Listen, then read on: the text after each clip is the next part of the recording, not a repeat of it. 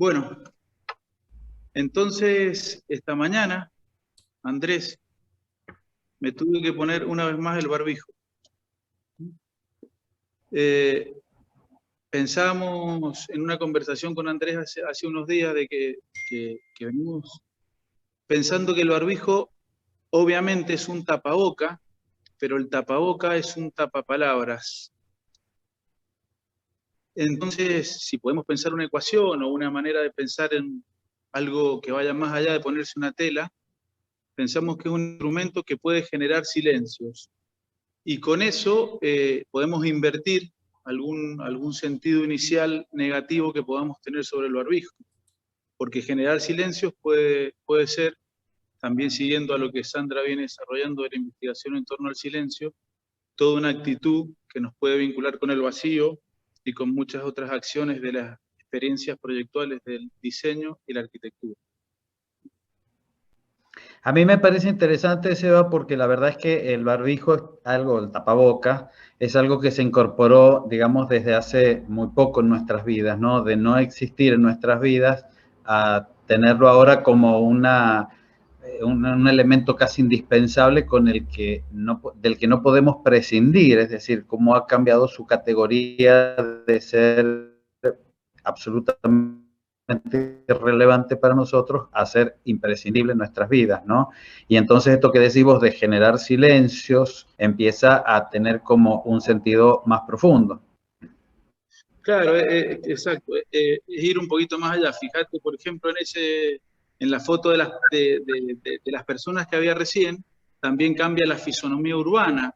Ya el contexto mismo está atravesado por un nuevo objeto. El ritmo visual que ya empiezan a generar los barbijos. O sea, hay una condición como humana, conceptual, filosófica, pero también física y visual, ¿no? Y en lo que sigue, que era que creo que estabas mostrando lo de Malevich, que era el otro punto, en este cuadrito, Andrés, ahí se ha hecho mucho hincapié sobre el rojo, pero cuando lo vimos pensamos un pequeño juego que era qué cosas podía tapar el rojo, como si el rojo fuese un barbijo. Entonces le metimos como el barbijo al pensamiento ya de esta obra, no tanto por lo que Malevich podía decir, sino por lo que nosotros podíamos empezar a intervenir como relato o como discurso. Y entonces, y si en verdad detrás del rojo hay una pintura, y si el rojo está tapando una verdad oculta, ¿qué oculta? ¿Qué silencia? ¿Qué hay detrás de ese rojo? Y si hay infinitos cuadrados rojos y voy sacando uno y siguen apareciendo más cuadrados rojos. Claro, sí. Sí, sí, ¿No? sí. Lo obvio sería pensar que hay blanco detrás del rojo, pero ¿y si hay rojo detrás del rojo? Claro. Y si hay un vacío Perdón. detrás del rojo, uno saca Y si la hay, tapa y vaya a saber a quién nos abre. y hay un abismo detrás del rojo. Exacto. Con lo cual, lo que estamos viendo depende directamente de lo que podamos imaginar de lo que estamos viendo. Y en ello podemos pensar o jugar a descreer un poco de lo que vemos para empezar a crear una nueva realidad. Esta realidad del agujero que dice la Santa detrás del rojo, o el agujero de los miles de cuadraditos rojos que el Andrés está comentando. Yo pensaba que puse acá una frase que es aire solo sería, que es un palíndromo, es decir, esos que se leen al derecho y al revés, ¿no? Y ¡Qué bueno! Y pensaba que si yo fuera aire, si solo fuera aire, estaría contaminando a todo el mundo, porque así como Seba, vos estás hablando de un elemento disruptor, digamos, o de un elemento de interposición, si sacamos ese elemento de interposición, quedaría el aire. Y en este caso, en este momento, si yo solo fuera aire, estaría contaminando a todos. Así que gracias, pero no pienso hacer de eso. Y por otro lado, tampoco pienso hablar y mencionar la palabra que vos dijiste, y de lo que estamos hablando. Yo me voy a referir a eso como los cosos. No quiero usar la palabra. Claro. O sea, una definición errada para exponer el error sería los cosos son el barbijo, pero a mí también me gusta más la palabra coso que el barbijo. O sea, Así que cuando hable de coso, yo voy a estar hablando del coso. Queda claro, ¿no? Sí. Bien. ¿Qué más tenés, Seba? Acá hay un coso rojo y acá hay un coso también que es todo el lienzo.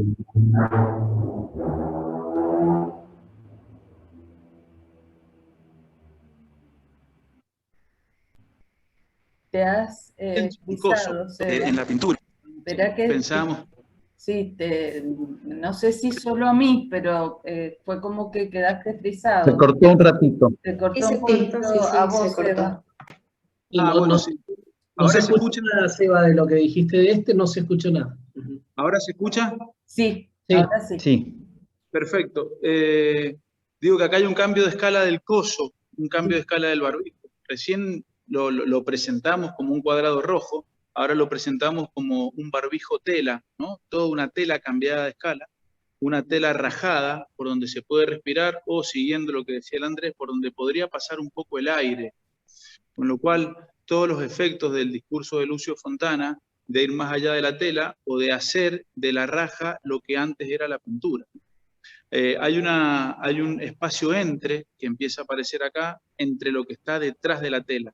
Obviamente estamos haciendo un juego con Malevich de lo que está detrás del rojo, ¿no? Pero me quedo con la idea de que en esta obra empieza a aparecer aire, siguiendo lo que el Andrés decía.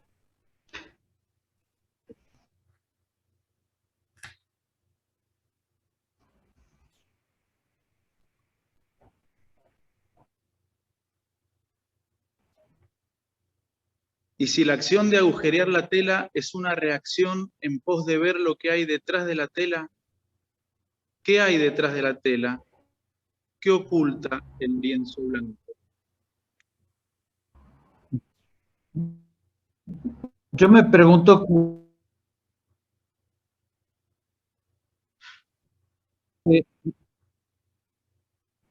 no, yo Se cortó, Andrés. Sí, se está cortando el audio. pensaba si Fontana, esto es del año 1961, ¿no? ¿Qué habrá pasado por su mente en el momento de concebir esta obra y cómo vos la estás resignificando en el contexto actual? Es decir, a mí me parece que es como todo un acierto haber encontrado, le pueden asignar significados y cómo los contextos nos acarrean a nuevas posibilidades de la obra. Es decir, Fontana creo que nunca habrá pensado en el coronavirus ni en su peor pesadilla. Para volver a Lucio Fontana, que estábamos en ello, y en tu comentario, Andrés, de un poco de la vitalidad de una obra, que Lucio Fontana evidentemente no pensó en cosos, pero que uno puede pensar a Lucio Fontana como coso, o a esta obra como coso. En el ejercicio de proyecto es el puente de interpretación, quizás siguiendo a lo que Foucault decía de que solo hay interpretación, ¿no? O que en la interpretación está la creatividad y no en la obra tanto. Cosa muy cuestionable también. También, por supuesto.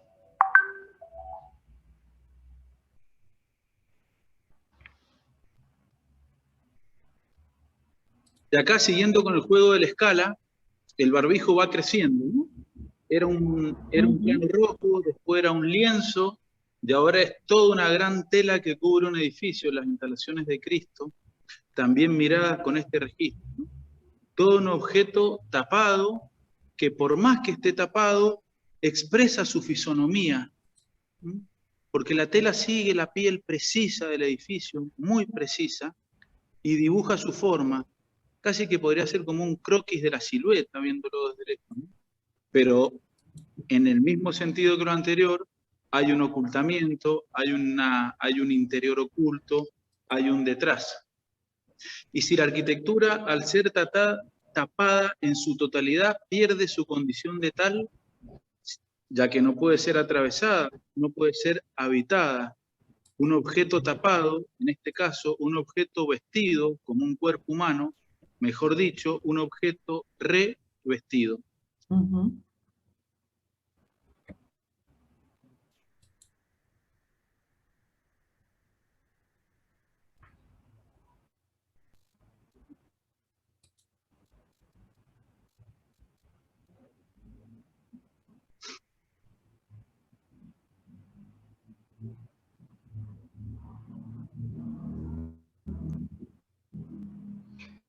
Pero a mí me parece que también es interesante porque este tipo de obra como la que hizo Cristo en este caso, en realidad tapa, pero hay algo interesante porque está cubriendo de una manera muy particular y muchas veces esto que cubre también al mismo tiempo desnuda o también un poco como que nos motiva a tratar de entender o de comprender qué es lo que está del otro lado, es decir, tiene un efecto de membrana, digamos, no solamente como, está como reclamando ser descubierto.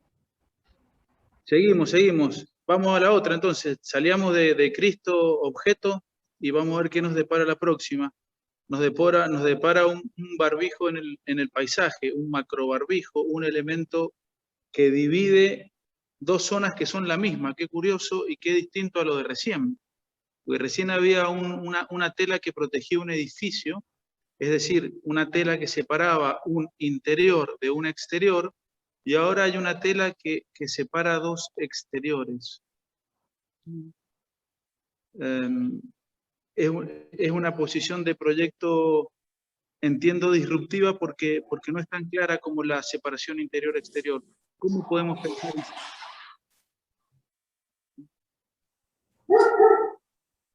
En ese sentido, como en el caso del tapaboca, se dividen dos espacios, dos escenarios o dos escenas, pero lo curioso aquí, como decíamos recién, les comentaba, que lo que se divide es la misma escena. ¿Cuál es la función de esto?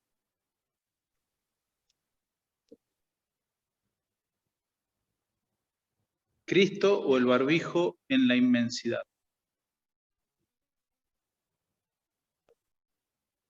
Barragán o el barbijo hecho muro.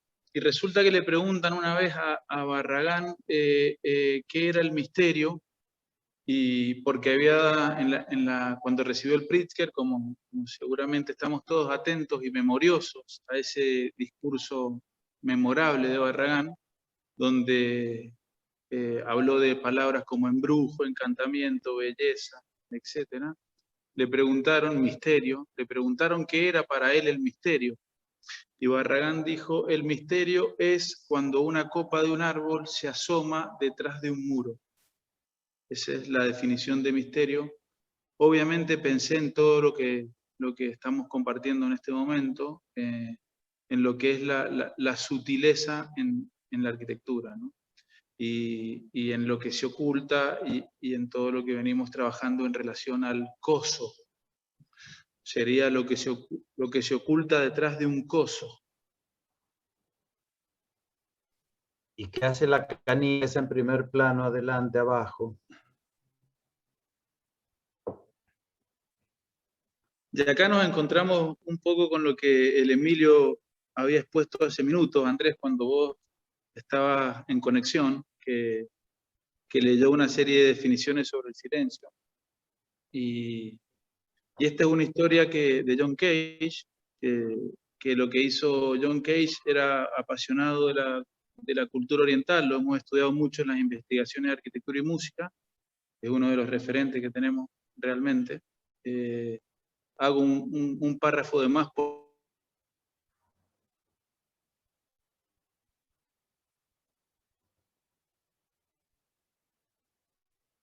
porque así lo merece.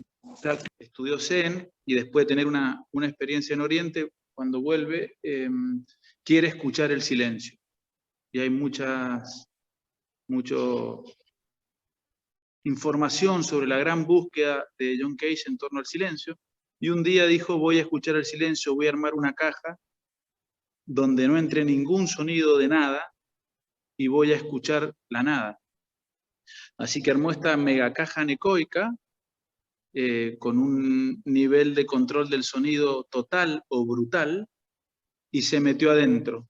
Y cuando se metió adentro de la caja para escuchar el silencio, escuchó la circulación de su sangre y los latidos de su corazón como nunca los había escuchado. En un espacio cerrado, sin luz, sin aire, la cámara anecoica, John Cage se aisló del mundo con la intención de escuchar el silencio. ¿Y qué sucedió? Escuchó los sonidos de su propio cuerpo, la circulación de su sangre, por ejemplo. Y ahí nos vamos a otro lado, también dentro de lo mismo, que tiene que ver con la escritura, ¿no? Haciendo un paseo por distintos registros. Con el Andrés y con la Sandra hablamos mucho de cómo los registros funcionan o circulan entre sí, y que en realidad cuando hablamos de música hablamos de arquitectura, y cuando hablamos de arquitectura hablamos de poesía, y cuando hablamos de poesía hablamos de pintura. Si logramos suturar esos registros y entender, estamos hablando de una cosa conceptual, de un coso conceptual. Entonces, este es el coso de Mallarmé, donde utilizaba el blanco como palabra, ¿no? Haciendo un poco el registro de lo que venimos tratando, ¿no? El coso ya no tapa, sino contiene palabras ocultas, ¿no? O sea, podemos estar entendiendo que el barbijo también puede tener y decir cosas. Fíjense lo obvio que sucedió con la pandemia. Los barbijos eran telas de colores al principio, y después todas las empresas, por ejemplo, les colocaron su logo al barbijo. O la gente ponía iconos o dibujos o palabras que estaban estampadas en el barbijo, o sea, palabras estampadas en la tela, como la poesía de Mallarmé, palabras estampadas sobre el blanco. Entonces, no sale la voz, pero el barbijo dice lo que yo no puedo decir con escritura. Mallarmé y los barbijos blancos. Supongamos que lo blanco es el barbijo, donde se muestra lo que uno quiere decir y no puede decir. Eva, ¿sabés qué? Me llevó esta imagen a volver al rojo de Malevich, porque da la sensación, incluso se potencia al estar en otro idioma, si fuese en español es como más clara la frase, sin mayor esfuerzo uno la entiende completa.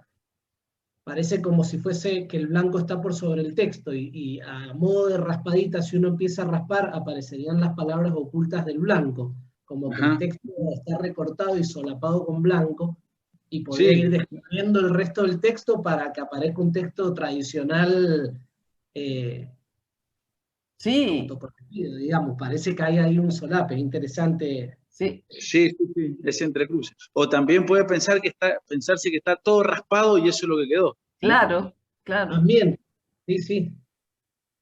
Qué bueno. O también sería interesante pensar qué pasa con esa línea si no existiera, o si fuera más corta, o si estuviera de a tramos, ¿no? Que tuviera espacios posibles de conexión y espacios bloqueados, o a lo mejor, si no estuviera, a lo mejor podría seguir existiendo por la manera en que está.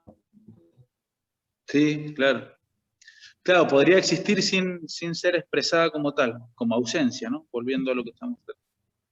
Sí. Claro.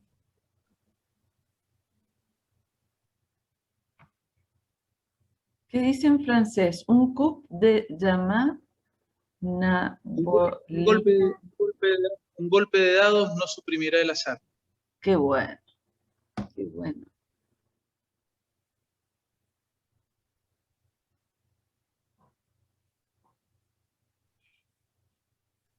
Y este es un poco el coso del final, el final del coso. También trabajado en la investigación de arquitectura y música, en un apartado de el silencio como respuesta al silencio. Lo maravilloso de la escritura musical es que el silencio se escribe. Entonces, y hay un registro de la nota que suena y de la nota que no suena, y eso pasa a papel, ¿no?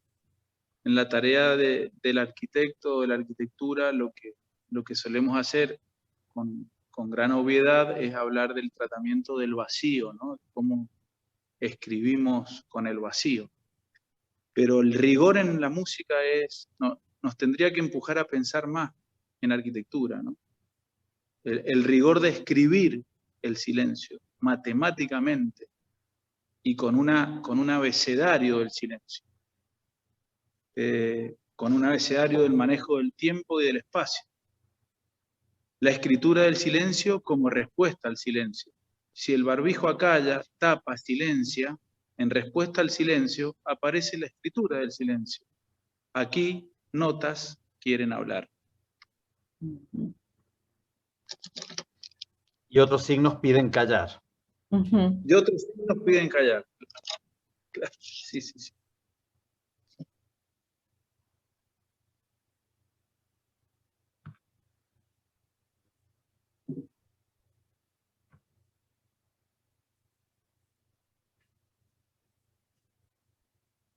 ¿Esa es la última, Seba? Esa es la última.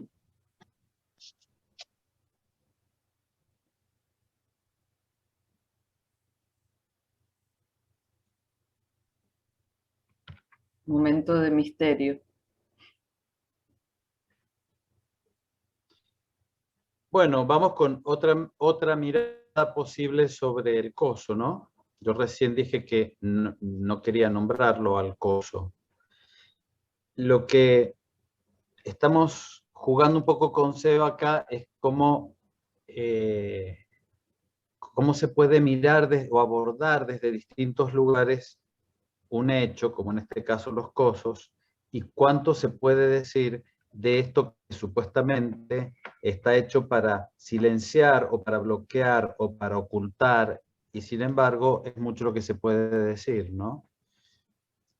Referido al momento en que estamos viviendo, acá el coso empieza a ser como un elemento que se interpone entre el habitar el interior y el exterior, y entre el cuerpo y la mente. Es decir, yo estoy preservando mi cuerpo, pero estoy con mi mente en una situación de preocupación por un tema de salud, y entonces me lleva a conflictos entre el habitar por la relación entre el interior y el exterior, una relación que no era conflictiva, digamos, antes de todos estos sucesos, pero que ahora empieza a resignificarse el concepto de el habitar el interior y el exterior, ¿no? De tomar mate, de hacer tantas cosas que nosotros hacíamos en el en el intercambio, y que ahora el coso parece que se nos pone ahí en el medio y nos está dando algún tipo de indicaciones, de sugerencias, de proscripciones, de prohibiciones en distintos grados, ¿no? ¿Y cuál es el eje de esto? El tema de la salud, en este caso, que aparece como el elemento nuclear que está articulando estas situaciones.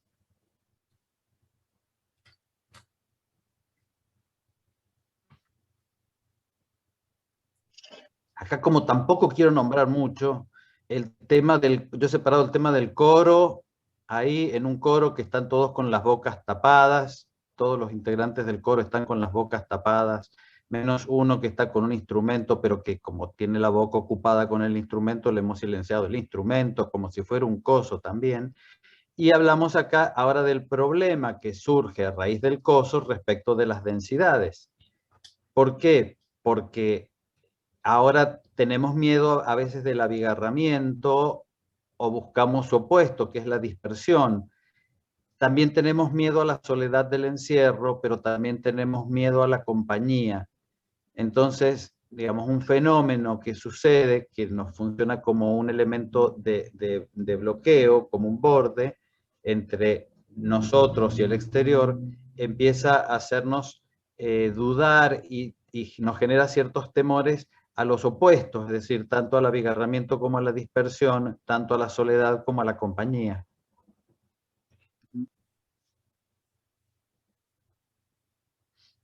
Y la aparición del paréntesis, la aparición del paréntesis para poder, obviamente, decir con gráfica lo que dijiste con palabras.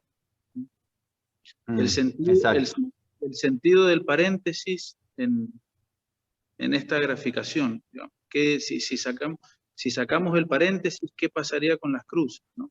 Ujú. Se desbordaría. Exactamente. Ujú. Andrés, vos sabés que mientras hablabas de esto de la distancia y entre la soledad y la compañía, me retrotrajo un año atrás cuando el encierro fue absoluto y estos espacios intermedios posibilitadores fueron las terrazas y los balcones. Fueron el espacio arquitectónico que nos permitió no estar tan solos porque compartíamos con aquellos que estaban cercanos pero a distancia. Entonces, como el espacio ahí pasó a ser fundamental, todo el que tuvo la posibilidad de ese exterior sin tanta cercanía fue posibilitador y sucedían cosas sociales, inclusive muy, muy atractivas en empezar a tener relación con los departamentos de arriba a abajo, el de enfrente, a partir de la mirada o del diálogo ahí medianamente cercano. Sí. Muy- Claro, porque también se convirtieron en el entre, en la posibilidad del entre, digamos, ¿no? Es decir, entre las dos puntas que yo estoy planteando, un balcón podría funcionar perfectamente como la posibilidad del entre, es decir, que siempre buscamos esa instancia de la mediación, ¿no? De poder encontrar el punto intermedio. Sí. Esto, ¿se acuerdan, chicos, cuando hablamos del ma? Cuando Arata Isozaki habló de el ma, que era el entre, justamente, es que era donde estaba lo extravagante de la nada. Eso fue lo que trabajamos en el módulo anterior y que acá está pasando lo mismo. Y qué bueno ese entre paréntesis. Muy bueno.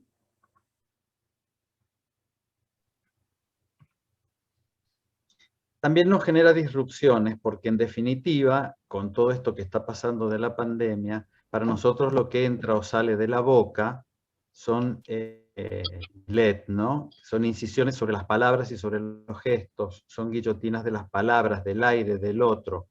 Me cuido de vos, cuídate de mí. Entonces, de golpe, nuestra boca, desde donde salen las palabras, nuestra nariz, por la que nos permite respirar, la que nos permiten, digamos, estas condiciones básicas de la vida, también se convierten en una especie de zona de la disrupción, del corte, del quiebre, ¿no? Sí. Espero que todos conozcan las Gillette, porque ya en esta época ya dejaron de existir, ¿no? Pero son, no sé, creo que no existen, no sé, la verdad. No, pero con esta diapo, Andrés, de algún modo la Gillette cobra vigencia como el lienzo de Fontana, Lucio Fontana. Sí, claro. Es muy interesante, sí. Lo traes al presente. Sí. Y creo que con la Gillette hay alguna relación con la boca distinta, si bien está hecho para la mano, pero es un elemento que cuando uno lo toca con temor. O sea, es un objeto que de algún modo genera o pide cierto cuidado, ¿no? Uno no toca una Gillette con tranquilidad. Y eso es una condición muy fuerte de ese objeto, digamos, y quizá muy coherente. Y al mismo tiempo que te lastima, también te ayuda a la higiene. Entonces, al mismo tiempo tiene esa dualidad, digamos, de función, ¿no? Sí, claro. Híbrida. Híbrida. Los umbrales. Que esta pandemia desaparezca. Que EPD. Aunque el coso sea blando, es un muro. El vértigo de salir sin el coso en la boca o no saber qué nos espera del otro lado del umbral. Entonces, la verdad es que también podemos pensar que el coso funciona como un umbral, ese espacio de distancia cero, en donde de un lado y del otro suceden cosas distintas. Y generalmente el umbral es un conector, pero en este caso el coso funciona no como un conector, sino justamente como un elemento que bloquea o que separa. Nos cierran la posibilidad de atravesar el umbral de alguna manera. Son una serie de umbrales los que venimos atravesando, quizá, a partir de de esta diapo podemos mirar lo sucedido hasta ahora, o podríamos mirar todas las diapos con la idea de umbral, y no solo de barbijo o de coso. Claro, comparto, Andrés. Bueno, el hablar es el primer lujo de las personas. La boca es como una metáfora de una ventana, porque encadena el exterior y el interior. Y no hay aprecio por vivir de un lado o del otro del coso. El aprecio está justamente en el tema de poder encadenar el interior y el exterior. Es decir, que la presencia del coso no nos da aprecio por decir, bueno, qué bien, ahora me quedo de este lado o me quedo del otro lado. Sigue este concepto de el no permitirnos, ¿no? Y no nos terminamos de acostumbrar. También cabría preguntarse acá si hay otras posibilidades de cosos que no sean los que realmente existen nosotros, los físicos, sino algunos metafóricos que nosotros muchas veces en el momento de hablar y de encadenar interior y exterior, no lo hacemos, ¿no? Pensemos que no, acá podemos hablar de las palabras como podemos hablar de un beso amoroso, digamos, o de muchas cosas que, en donde se provocan encadenamientos, y ahora tenemos estos bloqueos de la boca como metáfora de una ventana en nuestro cuerpo.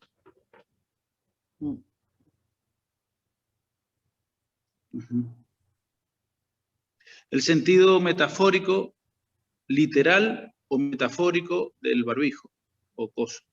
Y también el sentido constructivo, ¿no? Porque hay en cada ejemplo hay un material, una forma y alguna también situación constructiva de cómo cada coso puede ser sostenido por la mano, por ejemplo, o puede ser agarrado a las orejas o tomado a la nuca. O bueno, fíjense que han habido diferentes tipologías de barbijo también y materiales que también, además de las palabras, ya expresan condiciones de lo que se está queriendo ocultar. Y esto volviendo como a tus primeras diapos, Andrés, donde el barbijo empezó siendo una situación en torno a la salud, y la sigue siendo, su esencia primera, pero empezó a tomar otras connotaciones, otras formas y otros sentidos, más allá de la salud, que sigue siendo, como decía, lo primero. Hablamos con un vestuarista no hace mucho y nos contaba las anécdotas que le pedían las empresas sobre los barbijos. Y nos decía, llegaba un punto en que no estaban hablando de salud ni de higiene, estaban hablando de comunicación y diseño gráfico y de marca y de imagen de marca. Dramático ese punto para pensar en el hablar y en el objeto. Sí, también pensaba que es interesante pensar que tal vez el primer coso que utilizamos antes de la pandemia fue el pliegue del codo, cuando desde hace un par de años atrás nos sugerían que cuando estornudábamos o cuando tosíamos lo hiciéramos sobre el pliegue del codo, es decir, nuestro mismo cuerpo. Después aparece el coso como un elemento separado, pero un poco el primero fue ese, ¿no? Y en el caso metafórico también de la imagen esta tradicional de la enfermera, que está cruzando su dedo sobre la boca en un gesto de prohibición, ¿no?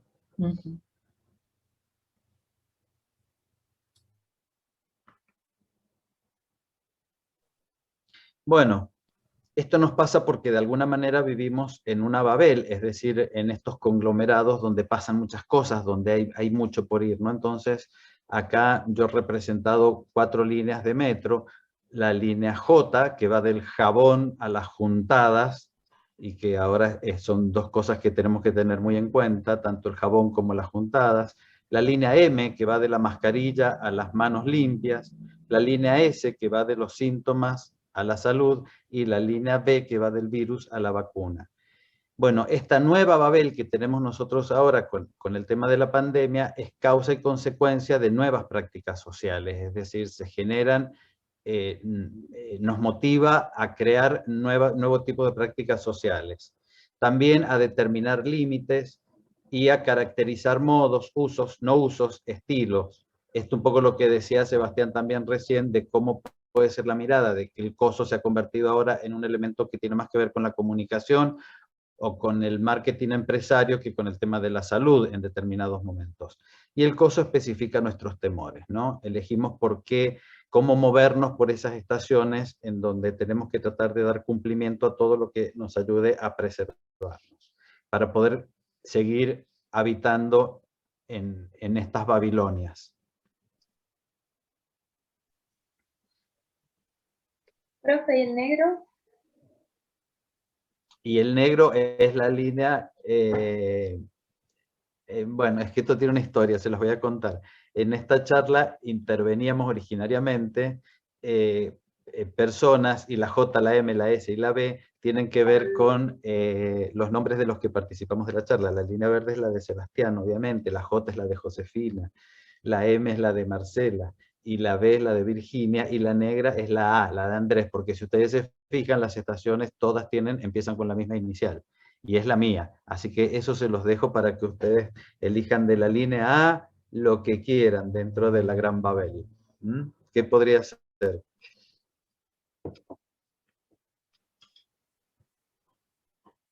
Buenísimo. Amucharnos. Podría ser una de las puntas. Sí, y hay en este gráfico, Andrés, que está proponiendo, hay como una, en torno a la idea del metro. El metro ya es algo que sucede por debajo, ¿m? Y que está oculto a la superficie. O sea que uno, de algún modo, desciende al metro, desciende a lo que está por debajo o por detrás, y encuentra un universo y una lógica de circulación por ese otro lado, ¿no? Retomando lo que Sandra también hablaba del silencio, del decir con el silencio, es un poco las estructuras que hay ocultas debajo de las cosas, y que cuando uno las empieza a circular, o ahora que contás esta historia, empiezan a tener su lógica de conexión, su lógica de circulación, su lógica de comunicación, y con esto estamos hablando de proyecto en arquitectura o de pensamiento sobre el diseño, ¿no? Buenísimo eso, buenísimo.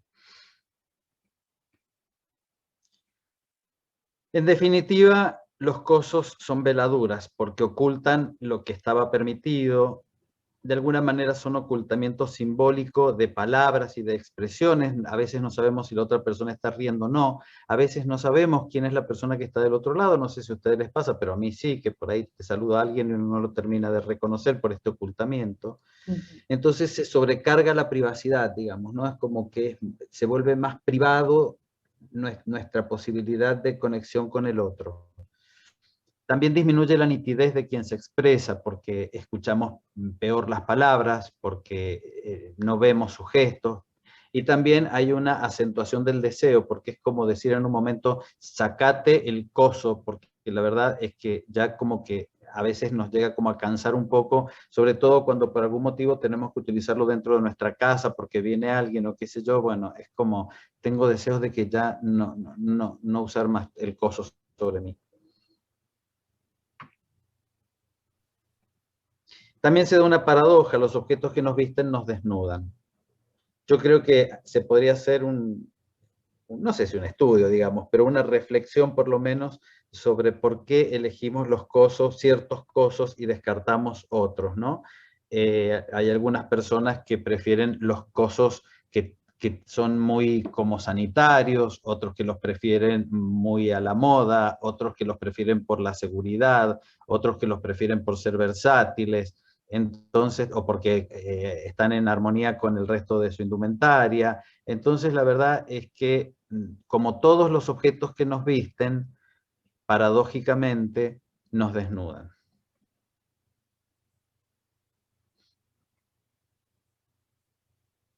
Bueno, el innombrable está en el aire, está en las manos, pero tantas veces también enfermamos a los demás con las palabras. La verdad es que todas estas palabras que nosotros estamos también sobresaturados ahora de escuchar, del asintomático, el teletrabajo, la vacuna, el aislamiento, la prevención, la propagación, la curva, el alcohol en gel, la epidemia, etcétera, etcétera, llega un momento en que también están en el aire todas estas palabras y están como flotando sobre los cosos por ahí, y es como que en un momento también tenemos que cuidarnos de no enfermar a los demás con las palabras. No sé si les pasa a ustedes, pero por ahí cuando vemos muchos noticieros o cuestiones que están hablando del tema y hablando del tema y hablamos con un amigo y seguimos, también las palabras nos enferman porque generan una especie como de agobio en nuestra mente, ¿no? Entonces, hay muchas formas simbólicas también de enfermar a través del aire, y así como estamos buscando la liberación de las palabras, también tenemos que ver que muchas de esas palabras son las que terminan como desgastándonos en nuestro habitar cotidiano. Paradoja, una vez más. Paradojas.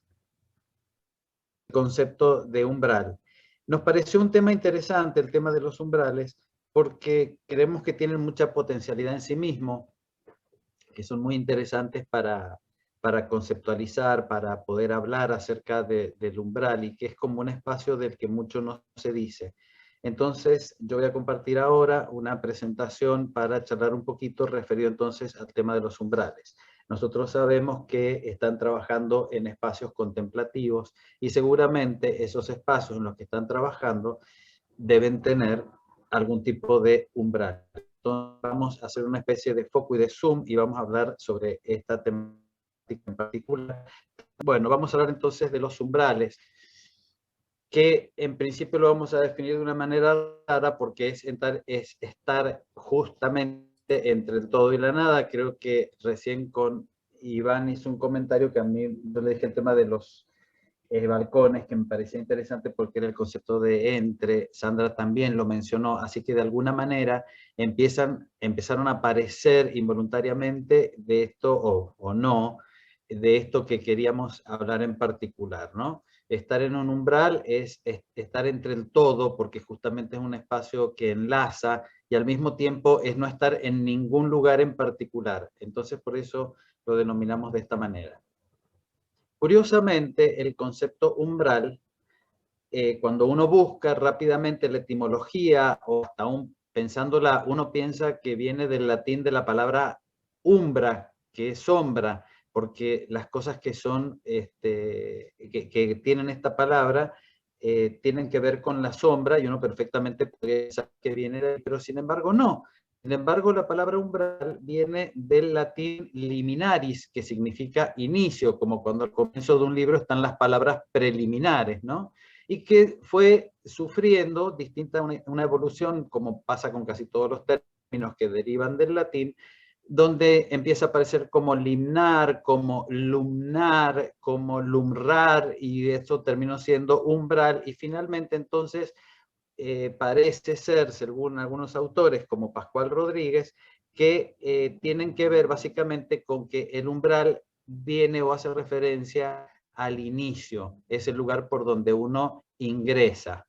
Esto sería solamente el 50%, porque la verdad es que el umbral sirve tanto para el ingreso como para la salida, pero en principio cuando uno se refiere al umbral, se refiere al espacio por donde se ingresa.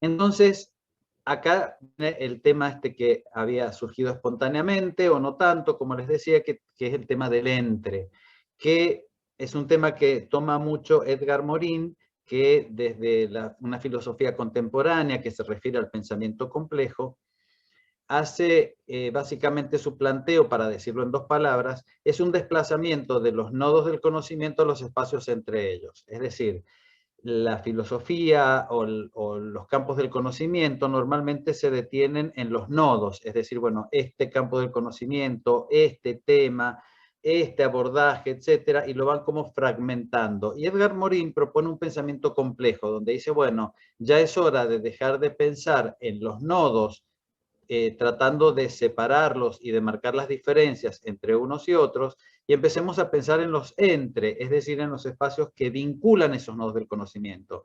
Entonces, su planteo filosófico tiene muchas implicancias, y también, por supuesto, lo podemos aplicar en el caso de los umbrales, porque justamente el umbral es un entre, no es un nodo u otro, no es un espacio u otro, sino que es justamente el conector. Entonces, el entre, saliendo ya de Morin y pasándolo un poco más al terreno, sería explorar estos espacios intermedios en la arquitectura, porque de alguna manera el umbral es justamente la materialización del entre. El umbral es un punto cero, donde podemos decir que la distancia tiende a cero. Pero también a mí me gusta plantearlo, los que ya me han tenido profe saben que estas especulaciones me encanta hacerlas por ahí a mí, ¿no? Qué sé yo, meterme en estos terrenos. Digamos que también podemos pensar que esto que tiende a punto cero también es como tender hacia el infinito al mismo tiempo. En realidad sería más propio que punto cero, que infinito, hablar de un lugar de indeterminación. Puede ser una línea tangencial también. Justamente el concepto de tangente es ese punto que pertenece a dos líneas, a dos planos, que justamente es un punto que está en común. Pero tiene esa característica de indeterminación porque no podemos decir exactamente si es patrimonio de uno más que de otro. Lo tangencial tiene esa característica justamente del entre. Hablemos ahora de algunas cosas más periféricas. Vamos a tomar el umbral como una veladura del habitar. Ya habíamos hablado antes, en el caso del coso como una veladura del habitar. Bien, las veladuras, el umbral, de alguna manera ustedes piensen que el umbral puede no necesariamente, y esto vayan pensándolo también para el proyecto que están haciendo, no ser un espacio que esté completamente, que sea franqueable completamente. Puede estar velado porque puede ser una puerta entreabierta, porque puede ser una cortina, porque puede tener una cantidad de elementos que puede funcionar como una veladura del habitar. Es decir, estos espacios que nos permiten el acceso o el egreso también pueden ser como bloqueadores. Por lo tanto, ahí los podemos pensar como veladuras, una de las formas de pensar el umbral. Y las veladuras, ya lo habíamos dicho, son paradojales porque ocultan y estimulan las miradas. Una puerta entreabierta está tratando de ocultar algo. Si yo ahora tengo una puerta detrás, que no tengo en este caso, pero la tuviera y la dejo entreabierta, ustedes también podrían estar pensando qué habrá detrás de esa puerta. Me gustaría saber lo que está del otro lado. Entonces tienen esa doble tensión, digamos, ¿no? De ocultar y de estimular la mirada y la curiosidad. ¿Qué son las veladuras? Son atenuaciones simbólicas. Son, en general, más allá del umbral, disminuciones en el habitar. ¿Por qué? Porque entramos en una zona de pudores, de temores y también de vergüenza. Son atenuaciones simbólicas porque están queriendo como decir, bueno, acá hay un cierto borde, un cierto límite, que yo puedo hacerlo como totalmente opaco, transparente o translúcido, y en esa medida estoy haciendo disminuciones en esto del habitar en distintos grados. ¿Y por qué se interponen? Justamente porque son los que preservan nuestra intimidad o queremos que nos preserven a lo mejor de alguna situación exterior que no nos resulta agradable, entonces van disminuyendo estas intersecciones del habitar. Estas veladuras tienen el morboso encanto de lo indeterminado. Esto que decíamos recién. ¿A quién no le interesa saber qué hay del otro lado del umbral o qué hay del otro lado de la veladura? Entonces, estamos haciendo paradojalmente lo que decíamos recién, cubrir para develar al mismo tiempo. Es decir, estamos, cuando recién Sebastián también mostraba la obra de Cristo, que estaba todo el edificio cubierto, también se puede pensar que está estimulando este morbo indeterminado. ¿Qué hay detrás de eso? Quiero saber lo que hay del otro lado, ¿no? Sobre el tema de los umbrales en particular, nosotros nos podemos preguntar en este momento si a veces son un suave traspaso o son guillotinas del habitar. También estamos un poco planteados con esa imagen de las Gillette, ¿no? Muchos han identificado los umbrales como una situación de parto, donde por ahí de manera a lo mejor más difícil o más suave, depende, pero la idea es como de pasar de un interior a un exterior, pasar a la vida o pasar a algún lugar, a la luz. Y a veces ese traspaso puede ser suave y es lo que nosotros estamos buscando. Eso es lo que queremos traspasar, queremos estar del otro lado y nos resulta agradable. Pero otras veces son guillotinas del habitar. Si no, piensen, por ejemplo, lo que significa cuando uno es alumno, entrar a rendir un examen. Entonces, cruzar la puerta, estar del otro lado, entrar al aula, por ejemplo, es una especie de guillotina que, bueno, mientras estaba afuera, todavía no estaba en el examen y cuando entré, mi situación cambió, o igual que cuando termino el examen y salgo. Entonces, lo que dejo atrás, digamos, fue el cruzar el umbral en este caso se convirtió en algo más fuerte. O piensen en si tenemos una intervención quirúrgica y el umbral que cruzamos es el del quirófano. Entonces, estos umbrales, digamos, pueden tener connotaciones totalmente diferentes que pueden ir desde la suavidad y las ganas del traspaso hasta el miedo o el temor.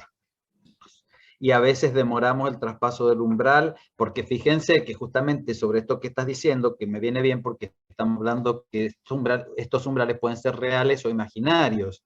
Entonces, a veces traspasar el umbral real puede ser más fácil que traspasar es decir, estos bordes de lo que, por ejemplo, significa para ustedes, por ejemplo, egresar de la carrera. Eso puede ser un umbral. Y es un umbral que tiene mucho de imaginario por el momento y que al mismo tiempo uno llega a un punto en que los que estén más avanzados en la carrera van a sentir como la necesidad y las ganas de traspasar ese umbral, de recibirme, y por otro lado, al mismo tiempo es como abandonar una etapa hermosa de la vida, que es la etapa en que uno es estudiante. Entonces, este traspaso que nos vemos obligados a hacerlo, como vos decís, a veces son reales y a veces son imaginarios. Imaginarios, digamos, en el sentido que son autoimpuestos o que no son físicos, pero existen como tales, por lo menos como metáfora en nuestras vidas.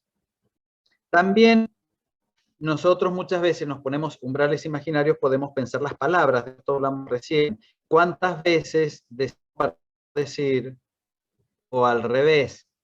No diciendo decimos mucho. Es decir, que también nuestras palabras a veces son los umbrales, porque las palabras son las que conectan, nos conectan hermenéuticos con el otro, pero también son fruto de nuestra mente, de nuestro pensamiento. Entonces las palabras funcionan como este entre lo que quiero decir al otro, con lo que quiero participar al otro de mi mente. Fíjense que cuando uno hace terapia, psicólogos o los psicoanalistas, depende del caso, en mi caso, los psiquiatras, en mi caso psiquiatra, mucha pastilla y cosas así, bueno, cada uno tiene su método, elige su método, utilizan las palabras como ese entre, ese umbral, son las palabras la que conecta nuestro mundo exterior con nuestro mundo interior, y de las palabras desde donde se agarran. Un mal cruce del umbral, por ejemplo, imaginario, serían los actos fallidos. Cuando decimos algo, vieron que uno dice, perdón, no quise decir eso, nos ponemos colorados, es porque ahí apareció un traspaso de umbral que no fue voluntario, pero sucedió. Claro, bueno, pongamos el ejemplo de los portones del parque. También. Todo lo que simbolizan, todo lo que representan estar de un lado o del otro, y son prácticamente transparentes, pero son tan emblemáticos, son tan simbólicos en el habitar de los mendocinos, que realmente el traspaso significa mucho, aunque lo hagamos cotidianamente, ¿no? Sí, incluso los portones del parque son simplemente los portones, porque después el eje es como un eje, por así decirlo, imaginario, porque claro, no hay tales muros al costado. Exactamente, exactamente, exactamente.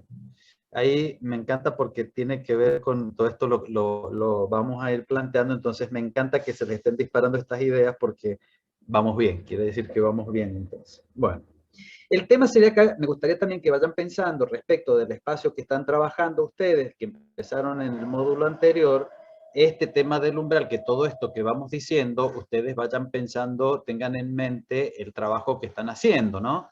Porque entonces estamos viendo cuántas posibilidades empiezan a surgir a partir del tema del umbral. Pero bueno, dejemos tanta divagación así tan especulativa y vamos a casos más concretos.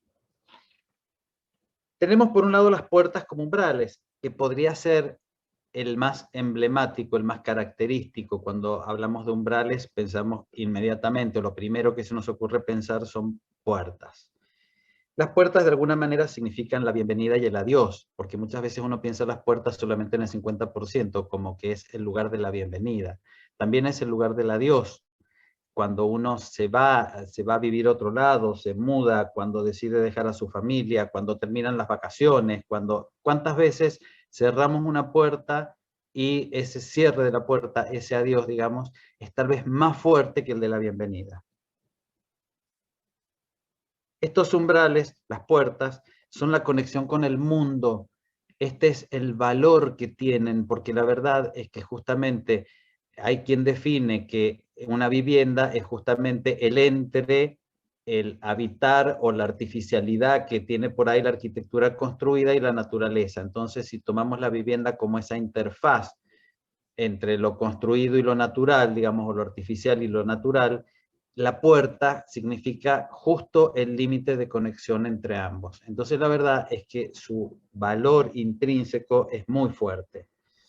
Y además, sí. Perdón, me hace acordar a las puertas romanas cuando ponían el dios Jano al principio, o sea, delante y detrás, que bueno, del dios Jano viene enero en realidad, y que simboliza esa mirada al pasado y al futuro, y que cuando entraban al hall de entrada de las casas tenían además las máscaras de los antepasados de la casa, un ritual de traspaso. Protección y todo lo demás, ¿no? Sí, con el dios Jano simbolizando esa pasada de la puerta y del futuro y el pasado. Fantástico. Bueno, ¿quieren que les chusme algo interesante? Entremos ya en un plano así como mucho más interesante y más banal, si ustedes quieren. ¿Escucharon hablar de las puertas del infierno? Algo he escuchado. Sí, sí. A ver, cuéntenme qué. Y que hay un libro que lo hizo, bueno, que hay Puertas del Infierno acá en Mendoza, supuestamente, que salió en la televisión y todo. Bueno, no sé si se refiere a esa. Sí. ¿Qué cuenta el libro? Ay, no lo he leído, pero bueno, sí, habla de 7 puertas que están instaladas acá en Mendoza, pero bueno, eso es todo lo que sé. Bueno, sí, exactamente. Bueno, el libro ese es de Martín Bruno, un escritor, un ensayista mendocino, y él se le ocurrió que, porque había unos documentales donde decía que en todas las grandes ciudades del mundo habían puertas al infierno, ¿no? Entonces él se preguntó si en Mendoza, aún sin ser una gran metrópoli, también pasaba eso, y encontró 7 puertas, y están identificadas en ese libro cuáles son las 7, y existen físicamente esas 7 puertas, ¿no? Hay en el parque, hay en el centro, hay en determinados lugares. En el libro cuenta cuáles son y dónde están esas 7 puertas del infierno, ¿no? Y él se sorprendió porque inclusive algunas las habló con algunos sacerdotes, no quiero dar la data sobre la ubicación de algunas de esas puertas, y algunas fueron ratificadas por algunos sacerdotes, o sea que entre el mito, la realidad, la fantasía y todo lo demás, bueno, el tema de las puertas, cuando uno lo menciona desde esta perspectiva, entonces la ciudad empieza a adquirir como otra dimensión completamente distinta, y la puerta también cambia su dimensión, digamos, ¿no? Esto de bienvenida y adiós y todo esto que estamos hablando, así como tan simple del habitar, también puede volverse muy denso en un determinado momento para aquellos que digamos, tienen las creencias, apoyan sus creencias también en los mitos y todo lo demás. Los mitos, por definición, tienen algo de verdad y algo de mentira, y que es difícil saber qué porcentaje de cada uno y cómo se cruzan. Pero bueno, esa es la definición de mito. Entonces, según Martín Bruno, en nuestra ciudad tenemos también entonces las 7 puertas del infierno, ¿no? Como dato anecdótico, una tiene que ver con la Universidad Nacional de Cuyo. Oh my God. Oh my God. Oh ¿Sabían my eso o God. no lo sabían? No, no quiero ese libro. La verdad, la pregunta es si nos sorprende o no. Se me No sé. ocurren tantas cosas que quiero el libro mejor. Ah, bueno, está interesante. Bueno, también pensemos que hay puertas, como por ejemplo la de la Basílica de la Natividad, que está en Jerusalén, que no mide más de 1,5 metros.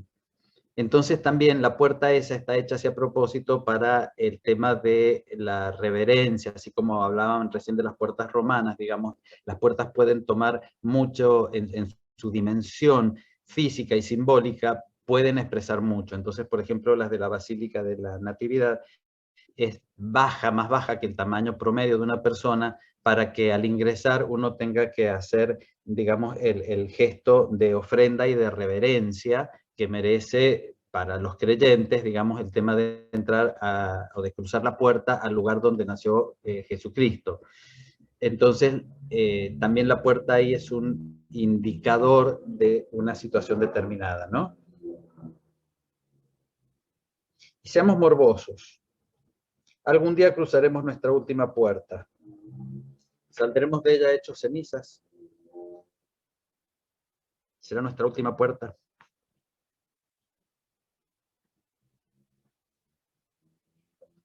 Las llaves y candados. Ahora acá pasamos a otro aspecto, es la negación del traspaso. ¿Por qué hacemos esto? Este traspaso nos es negado cuando encontramos un candado o una puerta cerrada, o somos nosotros los que impedimos utilizando los cerrojos, las llaves y los candados. Estos son aparejos que dan impunidad a los umbrales. Pero detrás de las llaves, ¿es seguridad o es temor? ¿Por qué bloqueamos un acceso? ¿Para sentirnos seguros? ¿Porque tenemos miedo? Son las dos caras de una moneda, si queremos verlo así. Pero a veces también pasa que hay puertas que están cerradas hace siglos, con los candados que ya están como indolentes, oxidados, y nos dicen que es el límite. ¿Quién se puede animar a traspasarla? ¿Quién se anima cuando se puede enfrentar a una puerta cerrada durante siglos, a lo mejor con una cadena, un candado súper oxidado, muy entrecruzado y todo lo demás? ¿Quién tiene la valentía para decir, tengo el derecho o tengo tanta curiosidad o qué me podría motivar a volver atrás esa situación que se presenta ante mí?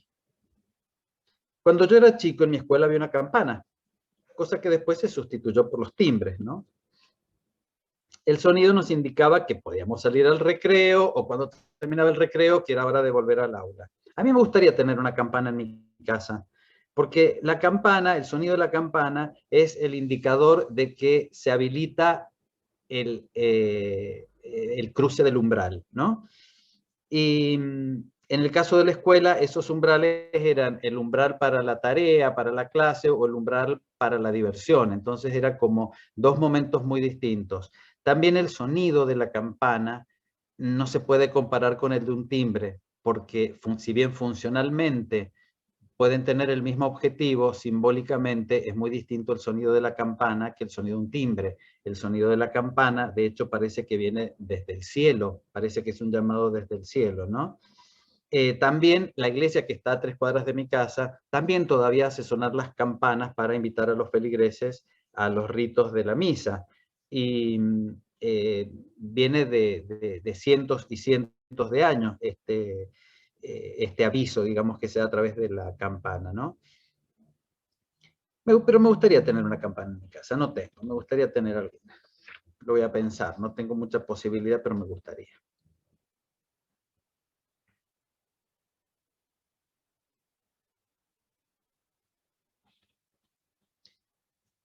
Y recién salió justamente el tema, y podemos hablar también de umbrales que no son umbrales por definición, pero que de alguna manera podríamos incluirlos en esta visión que estamos haciendo. Nos damos como un permiso y decir, bueno, ahora extendamos un poco el concepto hacia umbrales que no lo son, pero la frase esta misma dice, umbrales que no lo son, pero son umbrales entonces. Tomemos este caso, el caso de los pasillos. A mí me gusta pensar si los pasillos no son umbrales extruidos, es decir, que el umbral se alargó ahora. Y me gusta mucho, me encanta esto de los zaguanes. Por ahí, si ustedes prestan atención, muchos los habrán visto, o tal vez hayan tenido la suerte de vivir en estas casas que tenían zaguanes. Y los zaguanes eran unos umbrales extruidos, donde había una doble puerta, la que daba directamente a la calle, y una segunda puerta que daba el ingreso a la vivienda propiamente dicha. Ese espacio de transición que tenía ahí el pasillo, era también una manera muy grata de dar la bienvenida, porque cuando no estaban estos zaguanes, surgen obviamente en la época en que estamos hablando, donde no estaban los problemas de inseguridad que hay ahora.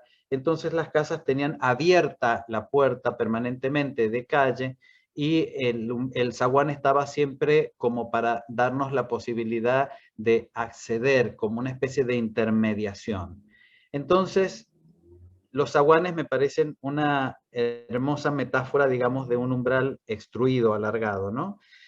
Y también los pasillos no se resuelven siempre como zaguanes, es un caso característico en particular, sino que también a veces nos preguntamos si separan o unen espacios. Por ejemplo, en un edificio de oficinas, ¿para qué sirven esos pasillos que por ahí están como un poco mal vistos, ¿no? Como que habría que resolver los espacios sin ese espacio que muchos lo consideran como un gasto inútil del espacio, ¿no?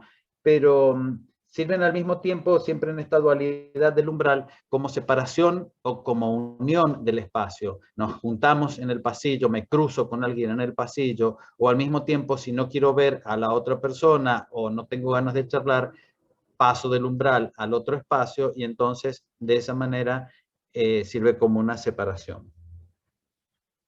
Entonces, no necesariamente es un umbral en términos, digamos, puros, pero podemos hacerlo como en un concepto extendido, esta idea de los pasillos. Profe, ¿puedo agregar algo? Sí. Me surge totalmente, lo conecto mentalmente con la campana que acaba de pasar. Es como que también el pasillo ese es el que te adelanta o hace que sea más agradable o más amigable ese traspaso al otro lado, ese encuentro con lo que pasa del otro lado. Coincido completamente, incluso es como en la vida, o sea, es como siempre va a ser más amable esa situación cuando tenemos un cambio, cuando es como de forma paulatina o ya prevemos que viene o hay una anticipación que puede ser esta campana o este pasillo o el espacio. No es lo mismo encontrarnos con una puerta de la nada y chata que si tiene una entrada y toda una ambientación previa. Yo creo que dijiste la palabra clave, ¿no? Que es la amabilidad. Yo creo que esa es la palabra clave, ¿no? Acceder a través de la amabilidad. Me parece que esa vos la dijiste, creo que es la palabra clave en todo esto, ¿no? Es además, sí. Perdón. Es además una sutura en el espacio también, y un silencio, diría, un silencio espacial, un silencio físico, que me parece que es necesario también. No tiene por qué ser todo un lugar funcional, por ahí necesitamos, como necesitan nuestros oídos, la nada.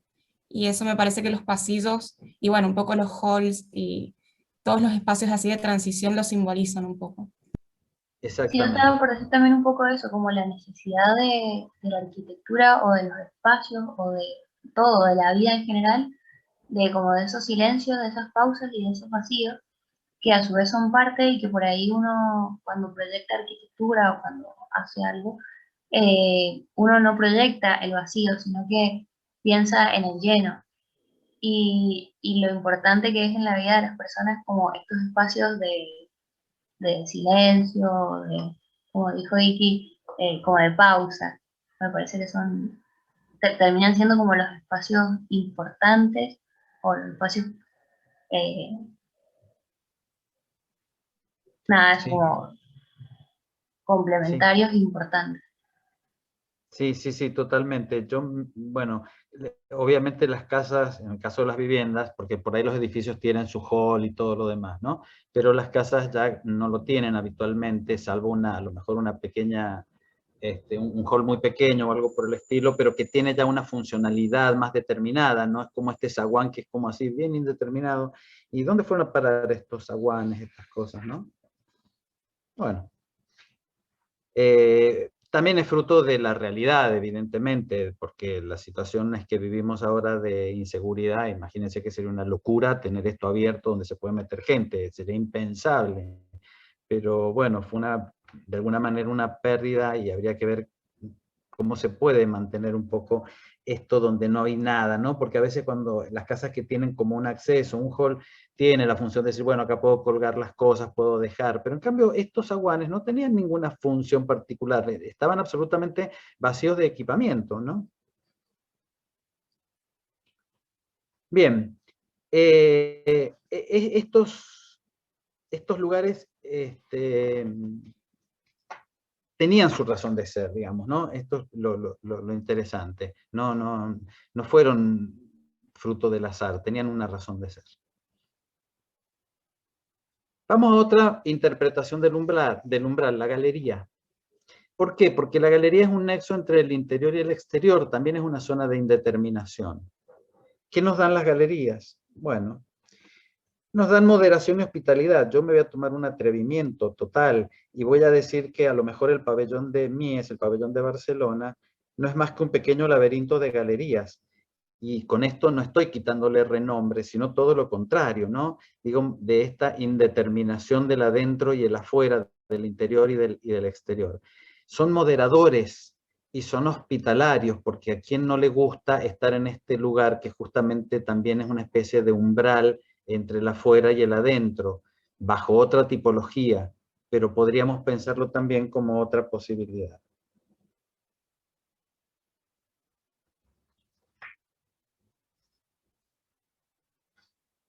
Estas galerías muchas veces son metáforas de la protección, son las que nos protegen de las inclemencias del tiempo, del sol muy fuerte, de la lluvia, etcétera, etcétera. Pero no es una protección forzosa o dominante, sino que es una protección como una especie de concavidad irreal donde podemos guarecernos, ¿no? No es como obligada. Uno elige ese lugar para guarecerse y para proteger. La galería está, nosotros la elegimos, ¿no? También tiene esta cuestión, como pasaba con el zaguán, donde nos permite disfrutar por adelantado el exterior o nos permite ansiar por adelantado el interior, ¿no? Entonces nos da como una especie de motivación para salir o para entrar, porque lo que está del otro lado de los bordes de la galería es por ahí lo que ansiamos. Son moderadoras, son hospitalarias, son acogedoras.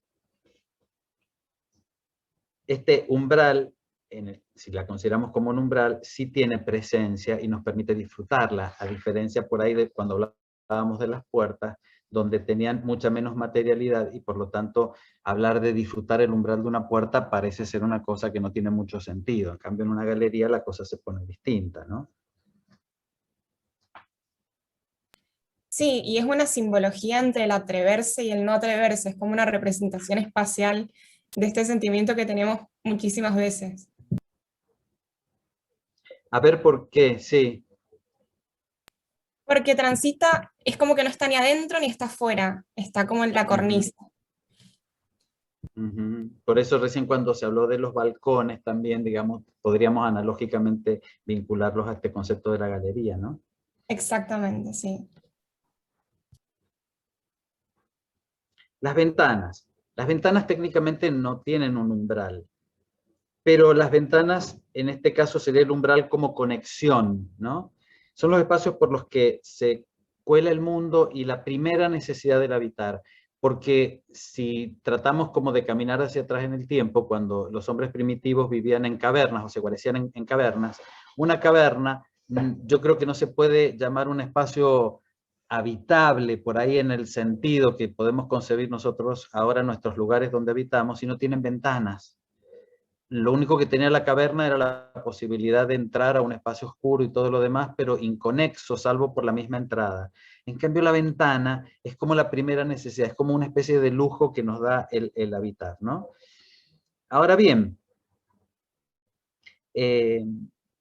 las ventanas, digamos, fíjense que son bastante interesantes como ejes de conexión con el mundo, porque no necesitamos desplazarnos. Yo a mi derecha en este momento tengo una ventana donde estoy mirando el árbol que está en la calle, y solamente basta girar la vista para establecer la conexión. Entonces, no necesito traspasarla. La ventana me da la posibilidad de que simplemente está ahí para cuando yo la quiera.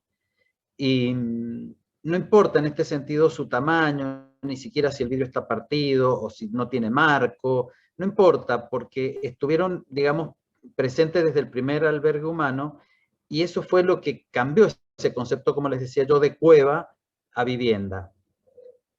Pero vistas al revés también pueden ser un poco agobiantes, porque también son los pinchazos extraños hacia nuestro mundo. Por ejemplo, yo que tengo mi compu al lado de la ventana, cuando pasa el señor, no sé si pasa por sus barrios, que les dice, salga señora, que ha llegado el panadero, no sé si pasa por el barrio de alguno de ustedes, que lo hace a cualquier hora del día y estoy dando clases, entonces la ventana es como una cosa que este señor está haciendo ruido, la moto, el tipo que pasó en moto hizo un escándalo, a veces se me mete la lluvia y no estoy en casa y la dejé abierta y digo, ay, no cerré la ventana, qué problema.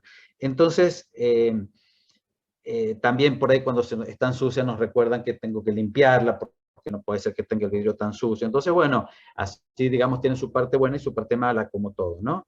Pero son unas especies de radares por las que la vida diaria que ocurre fuera de nosotros puede transponerse a nuestro interior, ¿no?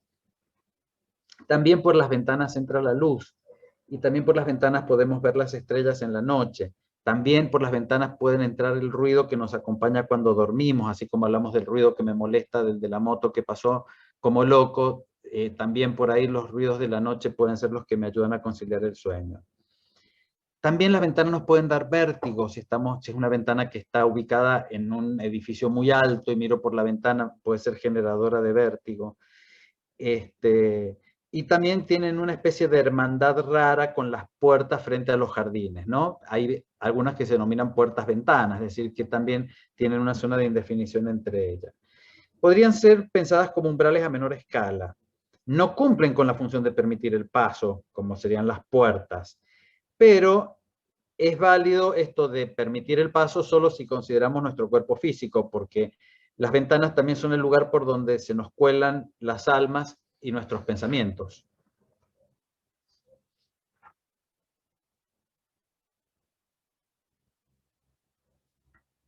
Ahora hay otros umbrales.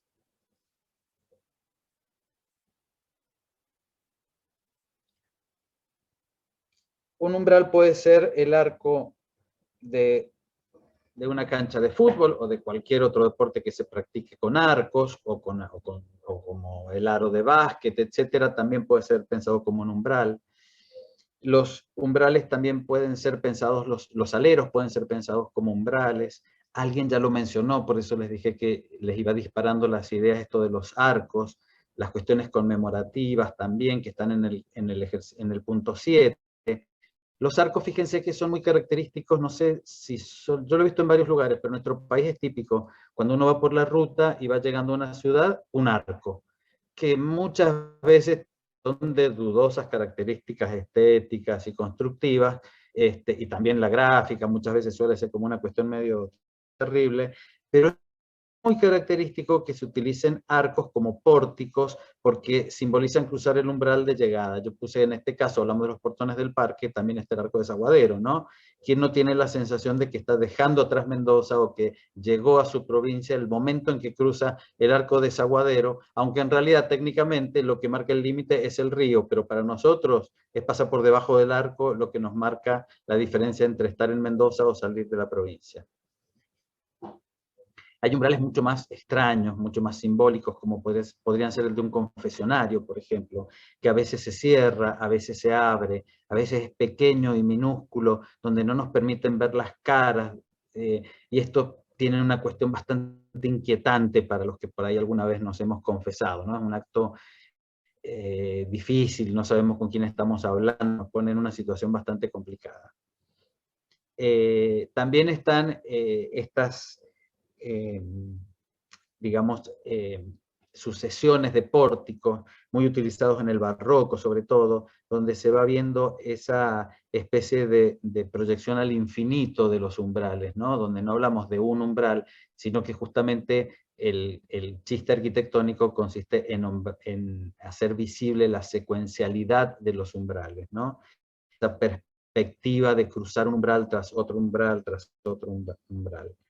También, por ejemplo, cosas como las mangas de los aeropuertos o los túneles por los que salen los jugadores de fútbol podrían ser considerados como estos espacios intermedios, los arcos conmemorativos que están ahí en el punto 7, las rejas, fíjense que pueden servir tanto como para una prisión como para el caso de un convento de clausura, donde las personas que están adentro, generalmente las monjas o los monjes de clausura, ven el mundo a través de umbrales bloqueados, ¿no?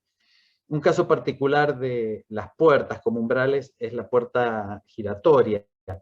Yo leía la otra vez que la historia de las puertas giratorias surge en Estados Unidos, me pareció interesante, y fueron pensadas para evitar los asaltos, porque no pueden entrar así como en manada un grupo de asaltantes, sino que tienen que entrar de a uno, y además se les complica mucho para entrar con armas. Entonces aparecieron en los bancos justamente para dar un poco de freno al tema de los posibles ataques de asaltantes, ¿no? También son vertiginosas. ¿Vieron cuando no hay muchas, sobre todo en nuestra zona que es sísmica, no podemos tener ese tipo de puertas, pero cuando estamos frente a esas puertas son como de vértigo? ¿Vieron que uno dice, acá salgo, entro? Porque justamente son las que más indefinen el adentro y el afuera. En un paso estoy adentro, en un paso estoy afuera y no sé exactamente cómo sucedió. Y metafóricamente también en la última imagen están los pórticos hacia otras dimensiones. Estos pórticos no sabemos si existen o no, pero bueno, desde la física y desde la mística hay con distintos argumentos gentes que defienden su existencia. Algún día lo sabremos. O a lo mejor los cruzamos y nunca nos enteramos.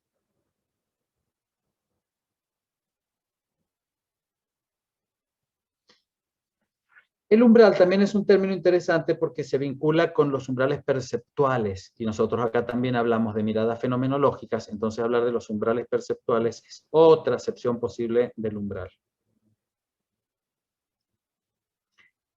Desde el punto de vista técnico, vamos a una cuestión mucho más dura, si ustedes quieren, dejemos las metáforas por un momento, y hay umbrales, hay muchos tipos de umbrales, pero básicamente se consideran tres. El umbral perceptual mínimo, que es el que nos dice qué cantidad de estímulo es necesario para que reparemos o para que nuestra percepción lo perciba.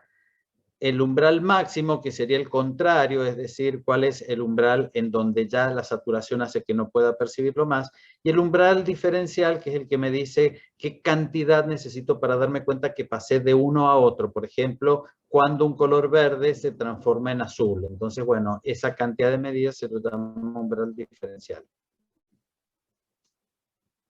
Vamos con el umbral mínimo. Es un punto que tiende a cero, es decir, en un momento el umbral no está y el umbral mínimo es el que me dice ahora está el estímulo. Son pruebas, por ejemplo, que hacen a la gente que tiene problemas de audición, les van incrementando el volumen del sonido hasta que tiene que indicar la persona cuándo lo empieza a escuchar. Entonces ese es su umbral mínimo. Pero inmediatamente al lado del umbral mínimo está el cero, es decir, no hay estímulo o no hay percepción del estímulo. Por lo tanto, es justamente el umbral mínimo el límite entre el todo y la nada. Ya dijimos, es el punto que tiende a cero, pero veamos qué pasa si juntamos ahora estos umbrales físicos de los que hablamos en la primera parte con los umbrales perceptuales. Vamos a considerar que los umbrales, en primer lugar, tienen que tener un límite para que el umbral físico y el perceptual, digamos, tengan sentido, ¿no es cierto? Es decir, una puerta tiene que tener una dimensión mínima para que me dé cuenta que está apta para ser traspasada, si no es un acto forzado. Entonces siempre los umbrales tienen que tener una determinada dimensión para que funcionen desde el punto de vista de lo perceptual y pueda atravesar esos umbrales, ¿no?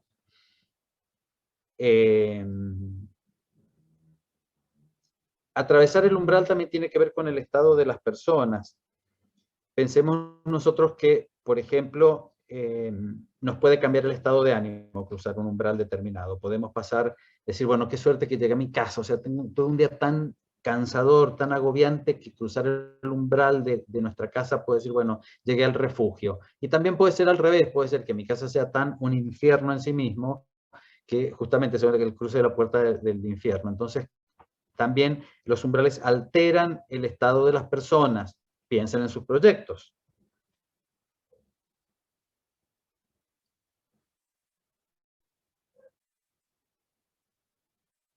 También los umbrales tienen que ver con nuestra actividad física y mental. Evidentemente nos predisponen para ciertas situaciones o no.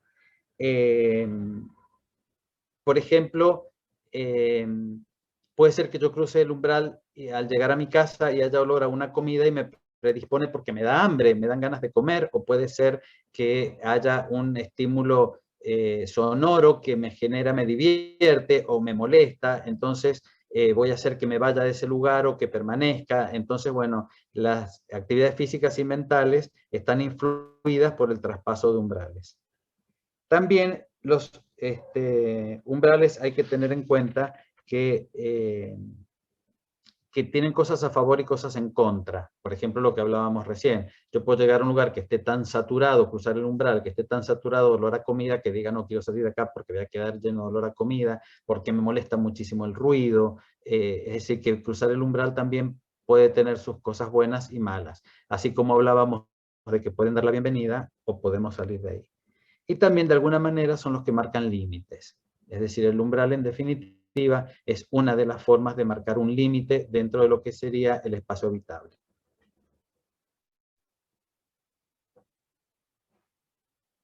También sobre el umbral físico y el umbral perceptual podemos pensar si hay una posible hermenéutica. La hermenéutica es la disciplina que se ocupa de estudiar las interpretaciones. Entonces, yo puedo a través, conscientemente en un proyecto arquitectónico, pensar de manera hermenéutica, es decir, puedo tener control sobre eso que va a provocar el cruce del umbral. Yo creo que en alguna medida sí, hay otras que se nos escapan. ¿Por qué? Porque surgen narrativas desde la multidimensionalidad. Es decir, como hablamos recién, está el umbral físico más el perceptual, generan como muchas capas, como el traspaso de dimensiones que tienen que ver con todos los niveles de la percepción.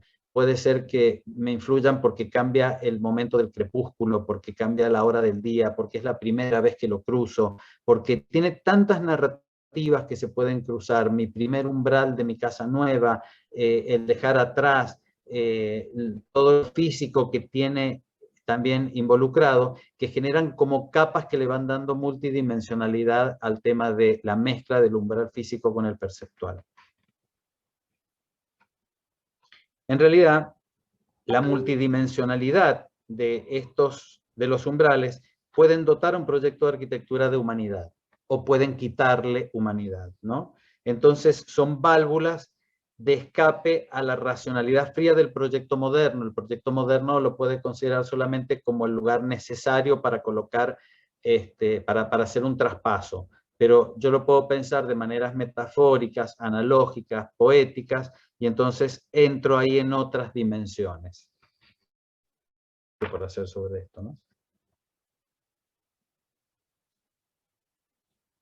Por último, tengamos en cuenta que cuando hablamos de la percepción, sabemos que nosotros tenemos 5 sentidos, que son la vista, el oído, el olfato, el gusto y el tacto, pero también hay muchos que hablan que tenemos más sentidos, y esto es importante tenerlo en cuenta si estamos proyectando umbrales. Por ejemplo, la percepción del movimiento, que tiene que ver básicamente con el equilibrio, es decir, que es lo que funciona en la parte del oído interno, el sistema vestibular, que hace que tengamos noción o conciencia de nuestra posición en el espacio físico.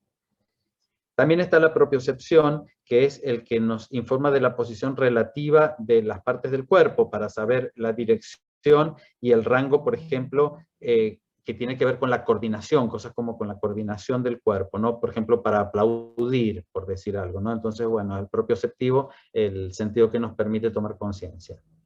También está la termocepción, también tenemos receptores del frío y del calor.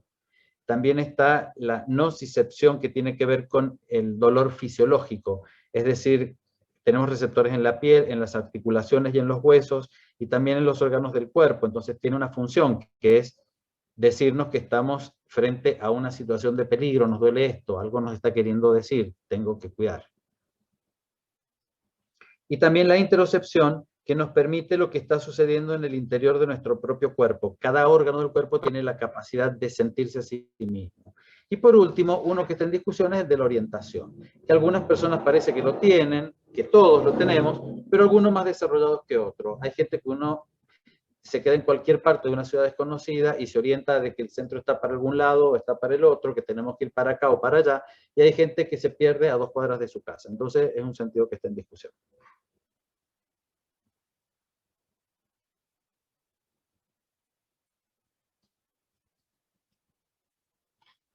En la fenomenología y la arquitectura, los umbrales están creados por la mente, porque recupera nuestra capacidad de explicar el mundo y de relacionarse con los objetos desde un enfoque que involucra nuestra percepción sensible, nuestras vivencias y nuestra manera de relacionarnos con el mundo y los objetos. Para eso, esa es un poco la relación que establecen. Ahora bien, vamos a algo, ya terminamos con esto, mucho más concreto. ¿Cómo los manejamos? El tema de los umbrales. Vimos ejemplos físicos, hablamos de ellos como en otras dimensiones, hablamos del tema de las sensaciones, del tema de la percepción, de la fenomenología. Vamos a dar 3 mecanismos, pueden haber cientos, pero vamos a tomar 3 que podemos aplicar, que no se aplican con mucha frecuencia, pero que pueden hablarnos de los umbrales. El primero es el de los detalles. Los detalles en la arquitectura pueden plantearnos umbrales inexistentes en la parte física, en la parte constructiva, pero existentes en la parte mental. Porque el detalle nos da la mediación entre la forma y la percepción y nos hace valorar la distancia. Es decir, percibimos de una manera un detalle a la distancia que cuando estamos cerca. Entonces, una manera de marcar estos umbrales simbólicos puede ser la incorporación de detalles. Esto para que también lo piensen para sus proyectos, ¿no?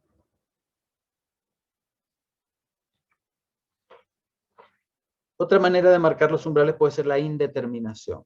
Justamente acá está esta obra de Luis Kahn, que responde tipológicamente a las formas de la permanencia, a las formas de lo intemporal, ¿no? Tienen que ver con los valores asociados al tacto, la plasticidad, la civilidad, el respeto por lo existente. Fíjense que no están en la materialidad del umbral como tal, sino que tienen que ver con estos espacios indeterminados. Esto no es pasillo, no es galería, no es puerta, no es nada de lo que estamos viendo en la imagen, pero sí es un espacio que hace que uno respete lo que físicamente está puesto ahí, y ponen de relieve lo emocional, lo analítico y lo intelectual. Fíjense que estos espacios indeterminados justamente conjugan lo emocional con lo intelectual, es decir, activan nuestra racionalidad para tratar de comprenderlos y de registrarlos en nuestra mente, pero también apuntan a la parte emocional.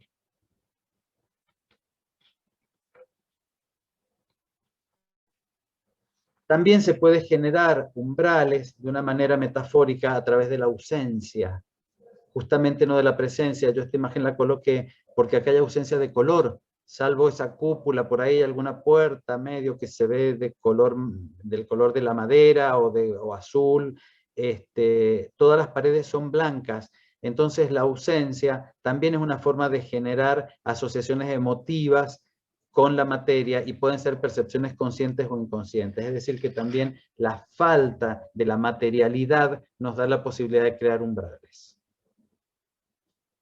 Lo que quieran, ahora con esto termino la exposición.